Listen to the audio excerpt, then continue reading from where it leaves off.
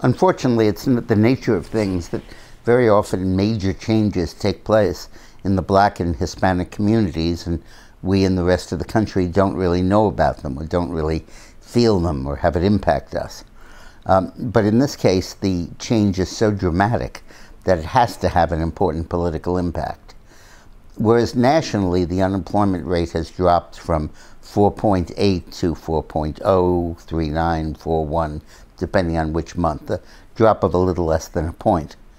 In that same period, from 15 till now, unemployment among blacks has absolutely dropped amazingly from an average of 9.7% to 6.8%, a drop of almost 3 points.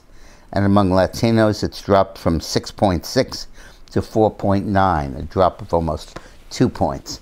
Enormous, enormous sea changes in the economics of the minority population in the U.S.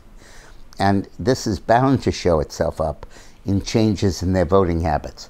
We already noted in last week's video that Trump has gained 10 points in job approval among Latinos in the last 2 months.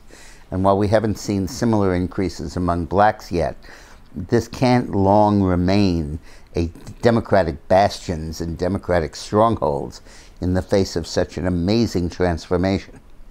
In 2005, 45% of black men could qualify based on their income for being middle class.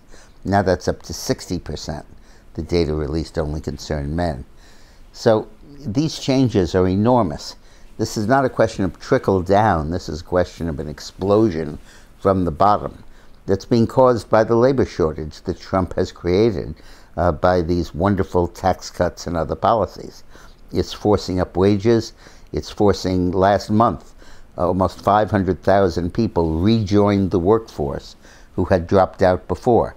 200,000 from got jobs, and 300 more are looking for jobs, and will probably get them very shortly. The number of new unemployment cases has dropped to record lows. This is incredible news, but unlike the booms of the 1980s, this boom is filtering down, indeed, as I said, bubbling up from the bottom. So it is bound to have an important political impact on the mainstays of Democratic Party support, the blacks, the Latinos, and the millennials. And we're seeing enormous changes in all three groups. Thanks for watching.